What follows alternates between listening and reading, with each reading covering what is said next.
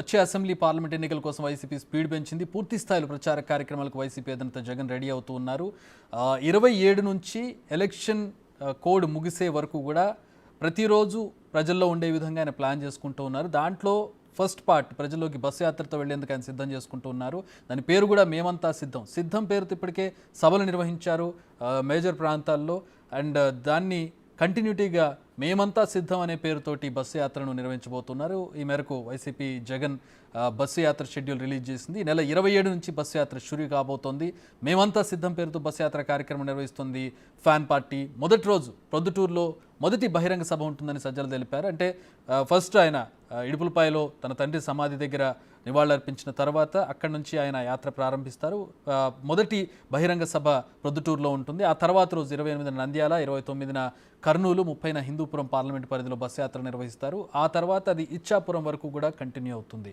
ఇడుపులపాయ నుంచి ఇచ్చాపురం వరకు మొత్తం పార్లమెంట్ సెగ్మెంట్స్ అన్నీ కవర్ అయ్యే విధంగా, అంటే జిల్లాలన్నీ కవర్ అయ్యే విధంగా ఆయన బస్సు యాత్ర ఉండబోతోంది. బస్సు యాత్ర పూర్తయ్యాక కూడా ఆయన షెడ్యూల్స్ ఉన్నాయి. దానికి సంబంధించి కూడా వ్యూహాలు రచిస్తోంది వైసీపీ.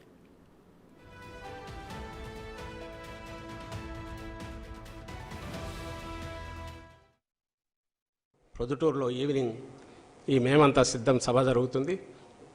రెండవ రోజు నంద్యాల, రెండవ రోజు ఉదయానికి, అంటే ఆ రోజు రాత్రికే నంద్యాల నియోజకవర్గం పార్లమెంట్ నియోజకవర్గంలో ఎంటర్ అవుతారు.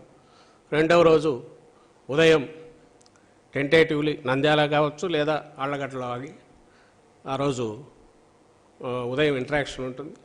సాయంత్రం నంద్యాలలో సభ ఉంటుంది. ఆ రాత్రి కర్నూలు పార్లమెంట్ నియోజకవర్గానికి వస్తారు.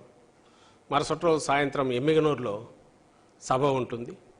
ఉదయం ఎక్కడ అనేది ఇంకా తేలలేదు. మా ఇంటరాక్షన్ ఒక అసెంబ్లీలో ఎక్కడన్నా ప్లాన్ చేస్తారు డిపెండింగ్ డిస్టెన్సెస్ బట్టి. ఇది తొలి 3 రోజులది కార్యక్రమం మేము అనుకున్నది.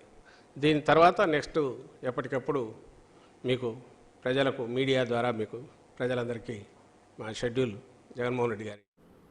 సో పార్టీలన్నీ కూడా క్యాంపెయిన్కి సిద్ధమైపోయాయి. ఎవరి వ్యూహాలతో వాళ్ళు క్యాంపెయిన్ చేసుకుంటూ ఉన్నారు. ఒకరు డిజిటల్గా, ఒకళ్ళు బస్సు యాత్రల ద్వారా, మరొక విధంగా క్యాంపెయిన్ రెడీ అవుతూ ఉన్నారు. సమయం ఎక్కువగానే ఉంది. సో ఇంకాస్త వేడి పెరగాల్సిన పరిస్థితి కూడా ఉంది. కొద్ది రోజులు సమయం పడుతుంది. ఎందుకంటే కూటమికి సంబంధించిన అభ్యర్థుల ప్రకటన పూర్తి స్థాయిలో ఇంకా రాలేదు. ఆ పార్టీలకు సంబంధించిన వాళ్ళ అభ్యర్థుల ప్రకటన వచ్చిన తర్వాత అందరూ ఒక్కసారిగా రోడ్ల మీదకి వచ్చే అవకాశం ఉంది. హీట్ పెరగడానికి మరి కాస్త సమయం పట్టే అవకాశం కనపడుతోంది.